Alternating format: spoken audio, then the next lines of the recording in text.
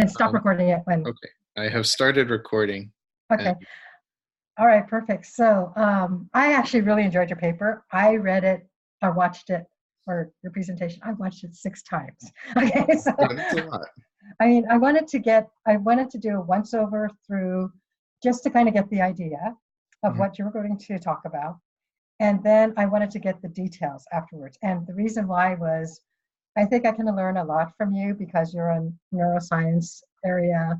And that's what my daughter is. So I wanted to just kind of understand what she does. And you are the expert. So your paper or your presentation, I really liked how relaxed you were and informative, how you were able to speak like you knew what you're doing, which obviously you do, yet very professional and relaxed. And it's very hard for people to do that in presentations, I think early on. So you hit that out of the ballpark. I thought that was great. What I liked was you start your introductory by using a couple of, you did the presentation, somebody would know everything, which is why you did it to your head of department or whoever Dr. Chang was. One thing that I liked was you addressed him. You hit that directly, so I knew who your audience was. I liked how you described what the program is that you wanted to start and why.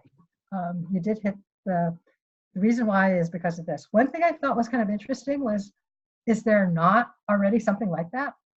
That's rare because I would think that there would be. It made a lot of sense what you said. And then when you showed the picture of the brain, I thought it was very interesting. And I didn't know where the minor damage was, but I'm sure Dr. Chang knew where it was. That was one thing. The other thing I liked was how you brought up I guess maybe not your coworker, but the John Hopkins doctor. That supported your argument.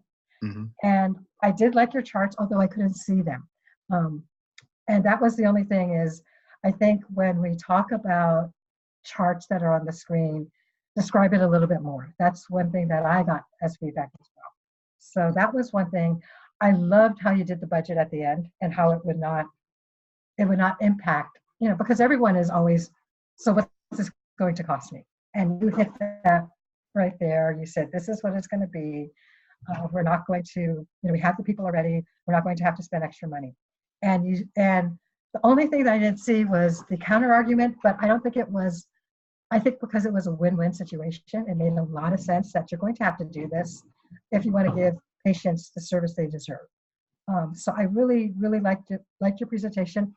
I could not find anything I didn't like about it. I thought it was awesome, except maybe the slides. I would like to have seen the little two graphs of the cardiac arrest patient explained maybe a little bit more. But you did hit the audience and you did present it for the audience, which was a little bit above me, but I wasn't the audience that you were presenting to. I had one question. Sure. And I probably spelled this wrong in my feedback to you.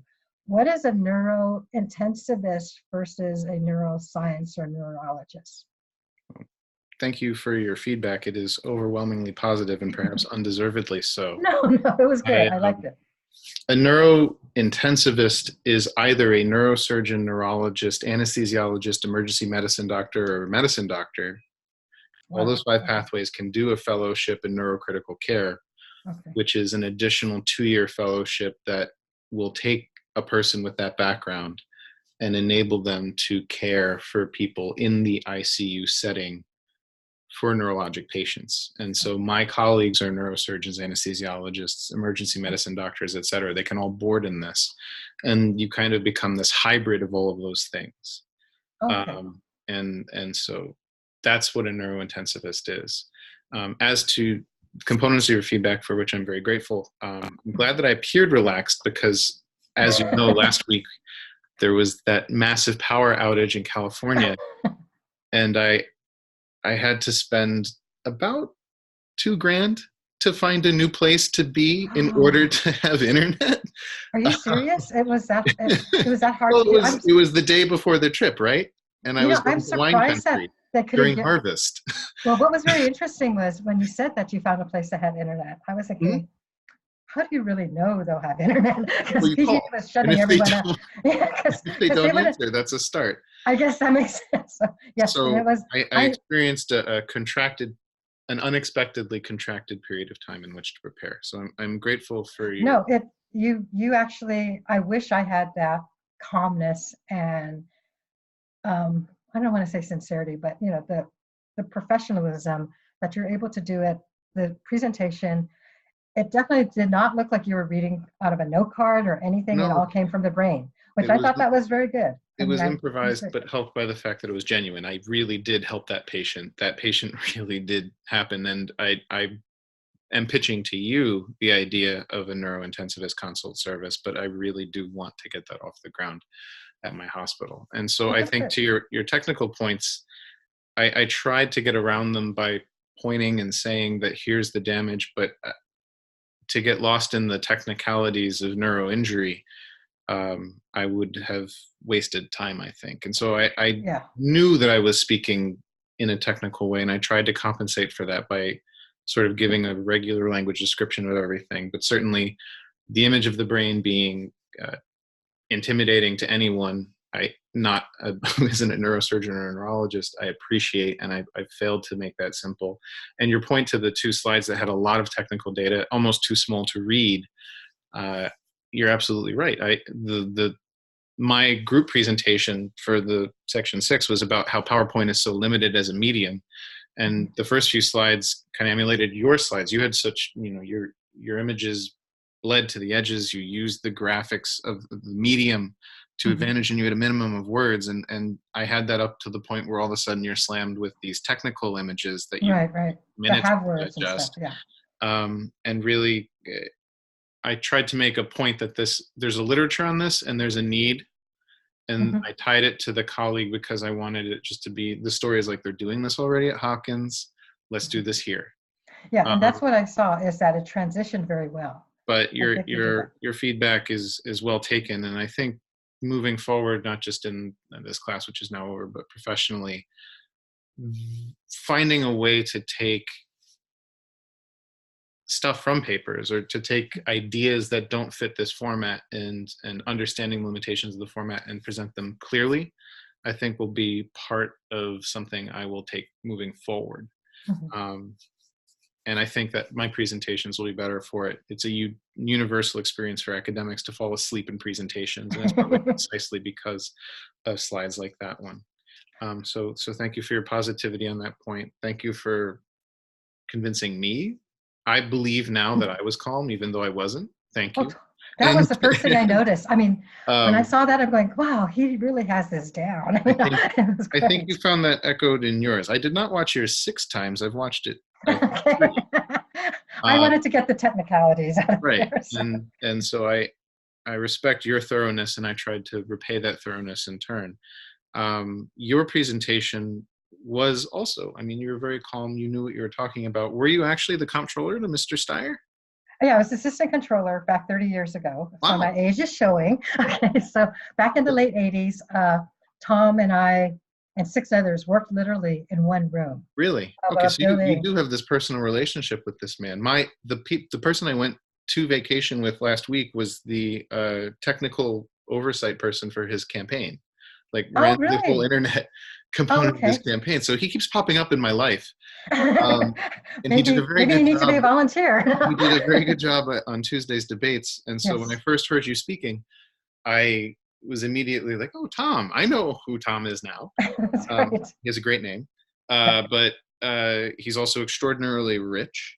Mhm. And what you were asking for, I wasn't for a presidential plank or to have him make that a component of his campaign, but for you to actually essentially launch a vertically integrated recycling movement, in a Mhm. sense, with the 3 boats, etc. I did not know much about the Great Pacific Garbage Patch before. I knew that there was something, and I knew that Mhm. it existed. I had no idea that it was twice the size of Texas, which was one of the Right. memorable It's things huge. you And said. and one thing when I was doing the research, I knew there were others, but I didn't know there were 4 others, that I are out there. definitely didn't know what that was. I didn't know what a gyre was before you started speaking, and you managed to take. I think you had an animated visuals, which was Mhm.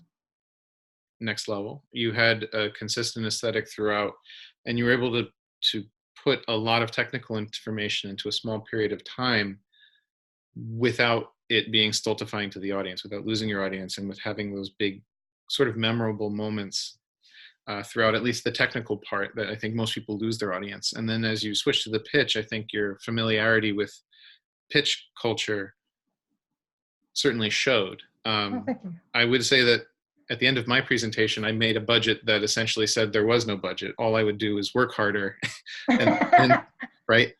And well, it would you had the cost me two nothing to people. do this, except you would only make money. And that's true. It would cost me time. Your budget was an actual delineated budget, demonstrating the fiscal costs, the needs for the shifts, and sort of a grand overview of what an organization would look like. All of which I'm utterly incapable of interpreting or understanding. But I mean, it was at least I got it. Like you spoke to, say, the everyman, not someone, we're both secondary audience. You had Tom and I had Dr. Chang, but I think you did a very elegant job getting to that point, to where it seemed like the overwhelming size of the problem was so large that the ask you made was fairly reasonable. And then as far as your design throughout was consistent. Your aesthetic was consistent. Your images all helped with part of the story, and you iterated both at the beginning and at the end what you were looking for. So I thought it was certainly something that hewed to the principles of aesthetic design that we were taught in the class. I think it was clearly not a practiced speech, but emerged from like years of doing things like this, I think. And so I am now convinced that something should be done about the Great Pacific Garbage Patch. So I was certainly won over by that. I now know a lot more about it than I did before. Oh no, can you hear me? I can hear you now. Yeah, A thing came out that said that my internet connection was unstable. And overall, I found it to be very organized. I don't have a lot of negative feedback for you either. I apologize. I think aside from not knowing what a gyre was and not being sure what entirely you would ask of from Mr. Steyer. Right. Because the beginning was more explaining the problem. Right. And then I hit him with the money. Here's a guy who spent $37,000 a word on Tuesday. Right. So he has the financial. Yeah, and actually, the thing is I actually am planning to give this pitch to him. Really? Because my daughter has always wanted to clean up the garbage patch since she was little. And I think it's feasible to do. I mean, it's there, it's disgusting, and it's affecting our environment. So, I may tone it down or maybe touch it up a little bit, but I'm thinking of, one day, heading over to his office. I know where it is, so I've been talking to him about it. I'm on his campaign, so. Are you? Yes, okay. So I'm a volunteer there, so. Okay. My friend is Linda Yang, Linda Yang, if you run across. Linda Yang. She used to be an attorney. She's not an attorney. She worked in Silicon Valley, and she's a designer, and she's, all I understand is that she runs the internet wing of things. Her name sounds familiar, so I can look it up. Anyway, so yeah, I think that was my feedback. I've written that feedback in a response to your post, and I've also responded to your feedback on my feedback.